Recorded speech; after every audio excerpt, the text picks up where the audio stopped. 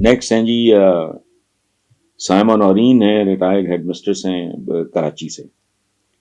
وہ کہتی ہیں کہ میں نے ایک ویڈیو میں آپ نے اپنے بچپن لڑکپن کے دنوں کا ذکر کیا. میں پوچھنا چاہتی ہوں کہ آپ جب والد صاحب سے اختلاف کے بعد گھر چھوڑ کے لاہور آئے تو اس کے بعد آپ کی والدہ کب آپ کے پاس شفٹ ہوئی؟ سامع بہن، یہ بڑی دلچسپ کہانی ہے. مجھے اگر اللہ نے توفیق دی، صحت دی، زندگی دی اور ہمت دی تو میں اپنی بایوگرافی لکھوں گا. بڑی دلچسپ ہے، ہر انسان کی کہانی دلچسپ ہوتی ہے. تو وہ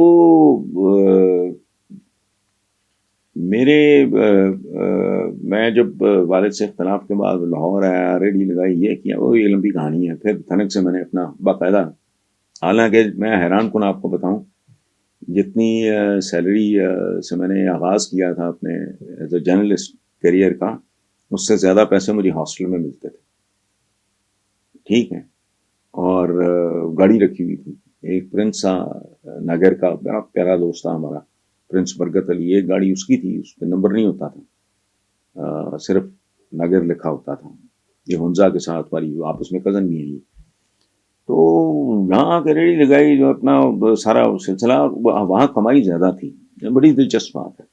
6 مہینے کے اندر اندر I was making a few thousand rupees.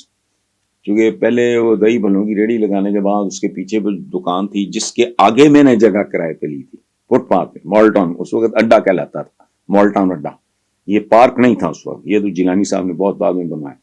اس کی دکان نہیں چلی تو میں نے کہا کہ یار تم اس کے ساتھ معاملہ کر کے میں نے بولے، کہتا تم کیا کرو گے؟ میں نے کہا مجھے نہیں پتا، میں بات میں سوچوں.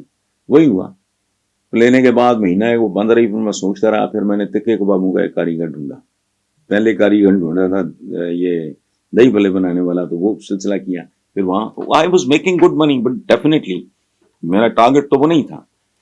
تو میں اپنی والدہ سے اور بہن بھائیوں سے ملنے میں ہر مہینے، پہلے بھی جب میں ہاسٹل میں تھا، 5 سال ہاسٹل میں تھا، چونکہ میں بطور انڈر گریجویٹ پنجاب یونیورسٹی میں پہلی بار ہماری وہ اسکیم تھی انڈر گریجویٹس کی، 3rd ایئر میں آیا تھا، تب بھی میں مہینے بعد ہی جایا کرتا تھا.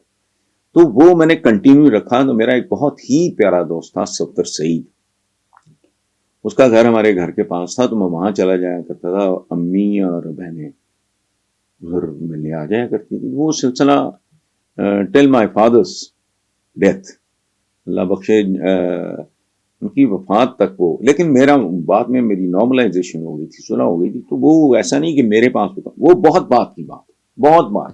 آج سے میرا خیال ہے کہ وہ 10 ایئر، جب ساری فیملی ہماری، میں تو پہلے آ گیا تھا لاہور. 3 بہنیں میری باہر ہوتی ہیں، پھر بھائی بھی آ گیا، اور چھوٹی بہن میری وہ شی از اے ریٹائرڈ بیوروکریٹ، وہ بھی آ گئی. تو پھر والدہ بھی آ گئی. تو دین آبویسلی میں بڑا بیٹا تھا، میری خواہش بھی تھی اور ان کی بھی خواہش تھی.